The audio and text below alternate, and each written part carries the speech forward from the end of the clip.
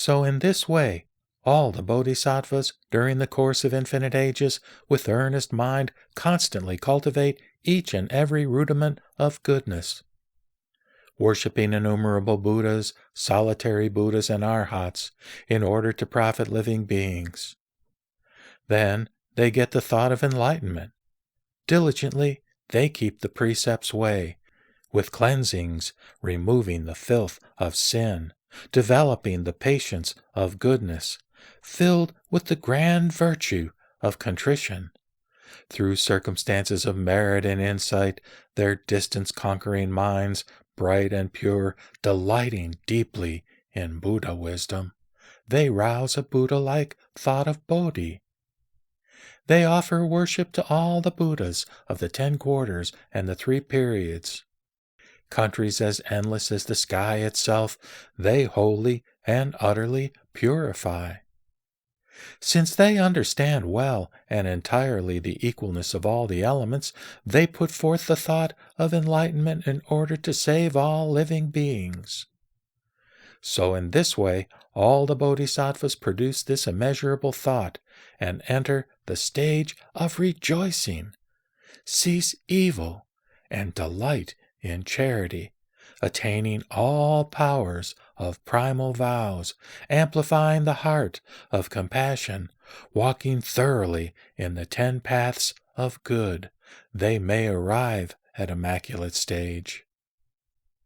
They complete the virtue of discipline, care for the world with a heart of kindness, forever keeping free from all defilement, and are constantly pure in the deep heart. They consider all the worlds everywhere as a raging fire of the 3 poisons. The great heroes who act in this manner go to the 3rd, the stage of brilliance. They observe that the 3 worlds are all void and impermanent, and like a disease, like an ulcer, like a boil or arrow, countless sufferings blaze perpetually. Seeing the faults of all conditioned things, they long gladly for the Buddha's virtue, obtain Buddha wisdom's blazing brilliance, and enter the 4th or blazing insight stage.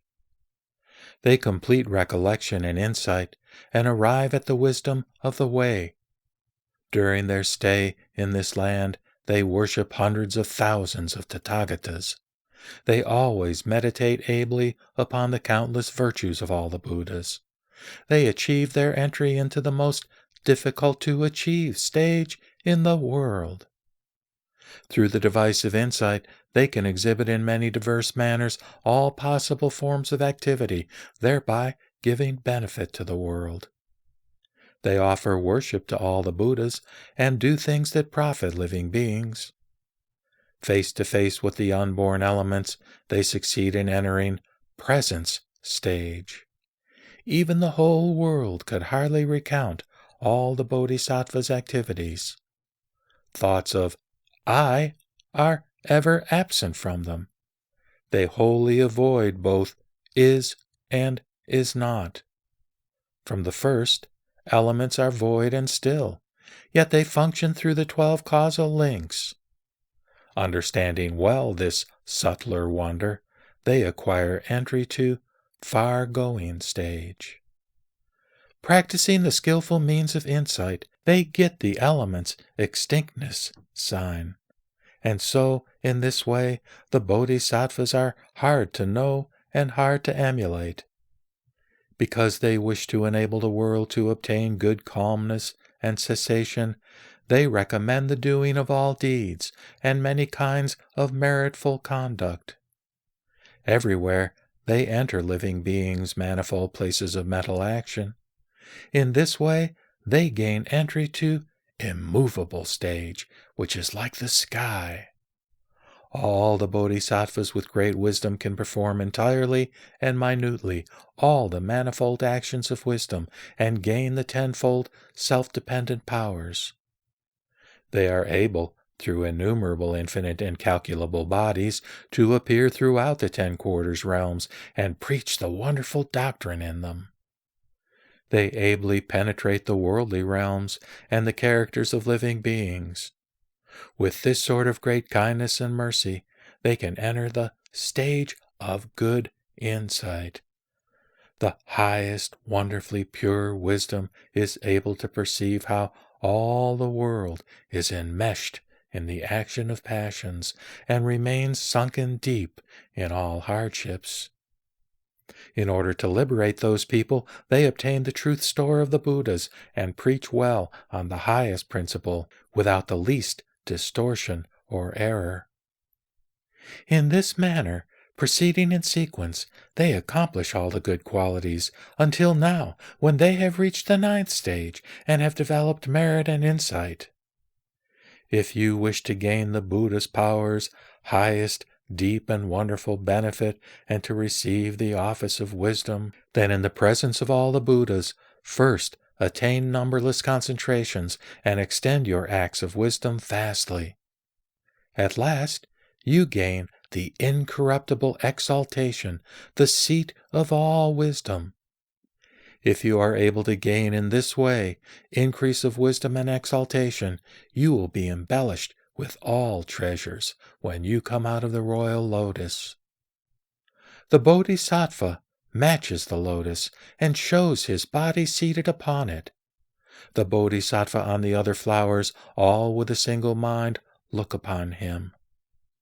At such a time, the great bodhisattva emits from his body uncountable hundreds, thousands, myriads rays of splendor, extinguishing all the world's suffering. And then, from the crown of his head, come out 100,000 million splendid rays, shining through all realms of the 10 quarters on the great assemblies of all Buddhas. In the middle of the sky overhead, the rays change into a net of splendor. Having offered worship to all Buddhas, they go in underneath the Buddha's feet.